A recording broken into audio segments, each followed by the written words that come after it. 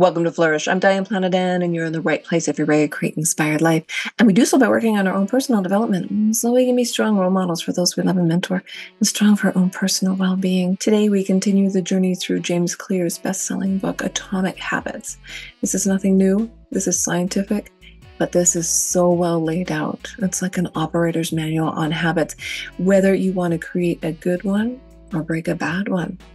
This is the next section, all about cravings, and this topic is how to find and fix the causes of your bad habits. What an amazing journey this has been. I'm so glad you're here. He begins with where cravings come from.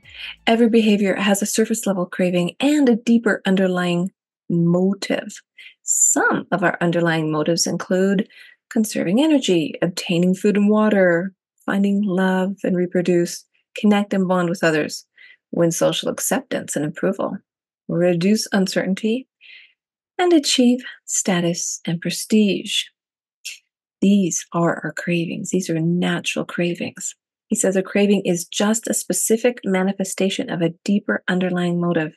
Your brain did not evolve with a desire to smoke cigarettes or to check Instagram or to play video games. Look at nearly any product that is habit forming and you'll see that it does not create a new motivation, but rather latches onto the underlying motives of human nature. For example, find love and reproduce. Well, there's an app for that. Connect and bond with others. How about Facebook? Win social acceptance and approval. Instagram. Reduce uncertainty. Searching on Google. Yes, confirmation bias, right? Achieve status and prestige. Playing video games. You get to just level up without leaving your chair. Here's the powerful part. There are many different ways to address the same underlying motive. Sometimes people deal with stress by lighting up a cigarette or having a glass of wine. Some people reduce stress by going for a run or doing a meditation. Same topic, different reactions. Habits are all about associations, he says. These associations determine whether we predict a habit to be worth repeating or not. Your brain is continually absorbing information and noticing cues in the environment. Every time you perceive a cue, your brain runs a simulation and makes a prediction about what to do in the next moment.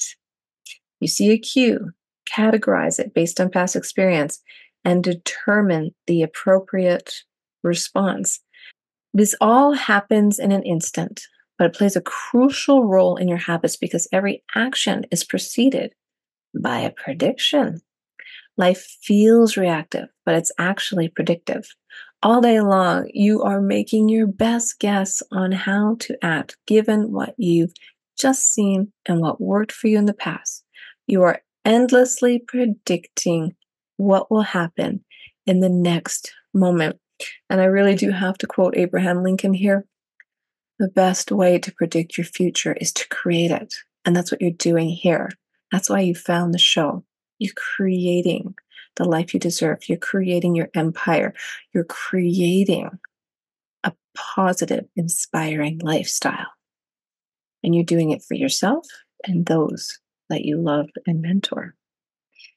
Goes on to say, our behavior is heavily dependent on these predictions. But another way, our behavior is heavily dependent on how we interpret the events that happen to us, not necessarily the objective reality of the events themselves. The same cue can spark a good habit or a bad habit, depending on your prediction. The cause of your habits is actually the prediction that precedes them. These predictions lead to feelings, which is how we typically describe a craving, a feeling, a desire, an urge. Feelings and emotions transform the cues we perceive and the predictions we make into a signal that we can apply. They help explain what we are currently sensing. A craving is a sense that something is missing. It is the desire to change your internal state. When the temperature falls, there's a gap between what your body is currently sensing and what it wants to be sensing. The gap between your current state and your desired state provides a reason to act. And that's a really nice, simple example. Your body is monitoring the temperature if you're comfortable or not, but the minute you get uncomfortable, hotter or colder, you take action, completely predictable action. That's a nice, simple example. I really, really like that. He says, desire is the difference between where you are now and where you want to be in the future. Think about your future self. What does that look like? He says, even the tiniest action is tinged with the motivation to feel differently than you do at the moment. And this is interesting. When you binge eat or light up or browse social media, what you really want is not a potato chip or a cigarette or a bunch of likes. What you really want is to feel different. I know we're emotional beings that think, right? Our feelings and emotions tell us whether to hold steady in our current state or to make a change. They help us decide the best course of action. Neurologists, and I told you this book is completely scientifically based, neurologists has discovered that when emotions and feelings are impaired, we actually lose the ability to make decisions. We have no signal of what to pursue and what to avoid. And he gives a quote here from a neuroscientist that says, it is emotion that allows you to mark things as good, bad, or indifferent. Antonio Damasio. So, in summary, the specific cravings you feel and habits you perform are really an attempt to address your fundamental underlying motives. Whenever a habit successfully addresses a motive, you develop a craving to do it again. In time, you learn to predict that checking social media will help you feel loved, or that watching YouTube will allow you to forget your fears. Habits are attractive when we associate them with positive feelings, and we can use this insight to our advantage rather than our detriment. How do you reprogram your brain to enjoy those hard habits? Well, here's a few more ideas for you. Imagine changing just one word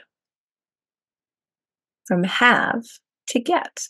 You don't have to, you get to.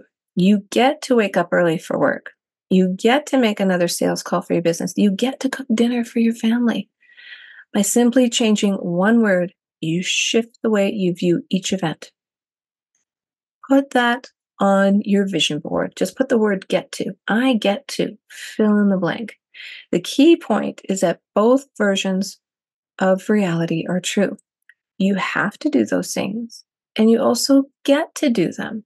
We can find evidence for whatever mindset we choose.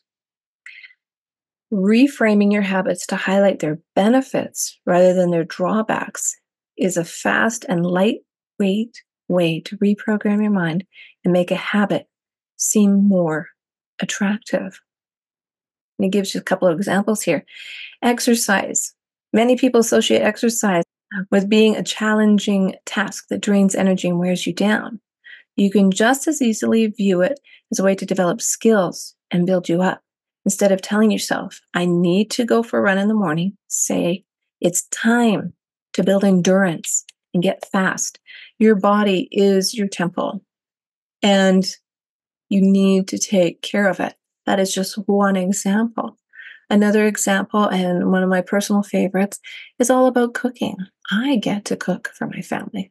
I love cooking. I don't always feel like it, but it's a privilege. And what really pushes me forward in the cooking realm is that I do not know what's in food anymore. I don't know the fast food, what things are made of, what chemicals are involved in their creation. People make a big deal decades ago, I think now, about MSG. MSG is nothing compared to the chemicals that are in our food now. Stop and think about it. Healthy living includes getting to do the things that will transform your life. physically, mentally, spiritually, emotionally. Really dive deep into what you're thinking about, because that fast food convenience is not convenient at all. By the time you get there and go back or sit on the couch and wait for delivery, there's so much more you could be doing. And it's a beautiful thing to cook for your family. I just love it. I find it very rewarding for me, even if they don't like my food all the time. That's another topic. Okay, so you get to do these things. You get to save for a vacation. You're not scrounging, you're not going through a withdrawal. And he has another example here about pre-game jitters. Many people feel anxious before delivering a big presentation or competing in an important event. They experience quicker breathing, a faster heart rate, heightened arousal. And if you interpret these feelings negatively, then you feel threatened and tense up. Then you can't think, right? If we interpret these feelings positively, then we can respond with fluidity and grace. You can reframe, I am nervous, to I'm excited, and I'm getting an adrenaline rush to help me concentrate. Exact same feeling in your body. These little mind shifts aren't magic, but they can help change the feelings you associate with a particular habit or situation. If you want to take it a step further, you can create a motivation ritual. You simply practice associating your habits with something you enjoy. Then you can use a cue whenever you need a little bit of motivation. And I like this example. If you're not a morning person, then maybe your alarm in the morning needs to be your music jam. What gets you jamming? What gets you motivated? What gets you excited? What gets inspired? I switch up my music quite a bit. I'm an 80s girl. I love the 80s. But right now, my morning alarm is Sia, I'm Unstoppable. You start your day listening to that before you even get out of bed, you will be unstoppable. Now, that's my jam. What works for you? Music is magical for your memory. If you can use some form of music that makes you smile, let's put a smile on your face. Just get a positive vibe in your mind going. Step aside. You will be unstoppable, right? And he also gives a similar example about athletes. He was a baseball player at one point in his life, and baseball players are very well known to have rituals. Some people call it superstition, but if these rituals will get your groove on, get your game on, get you into the mode, into that flow, by all means, do it. I love a good schedule, and rituals are just like having a good schedule. He says it puts you in the right mental state. He says, I began to associate my pregame ritual with feeling competitive and focused. Even if I wasn't motivated beforehand, by the time I was done with my ritual, I was in game mode. He says you can adapt this strategy for nearly any purpose. Say you want to feel happier in general. Find something that makes you truly happy. Take 3 deep breaths and smile. For example, eventually, you'll begin to associate this breath and smile routine with being in a good mood. It becomes a cue that means feeling happy. Once established, you can break it out anytime you need to change your emotional state. Stressed at work? Take 3 breaths and smile. Sad about life? Take 3 deep breaths and smile. Once a habit has been built, the cue can prompt a craving, even if it has little to do with the original situation. The key to finding and fixing the causes of your bad habits is to reframe the associations you have about them. It's not easy, but if you can reprogram your predictions, you can transform a hard habit into an attractive one. I don't have to cook the food for my family. I get to. That's my happy place. I love it. And if you like the show, share it with somebody you know, and hey, hit that subscribe button. You don't want to miss the next episode. We're halfway through the book. I'm so happy you're here. The third law, make it easy, we're going to cover in 3 chapters and really delve into it. Digest this, listen to it over and over again. And that's why I record each show separately, because you might be at one stage where you need the most help. And that's the area you need to focus on so you can move forward and live a more inspired life. I'll see you soon.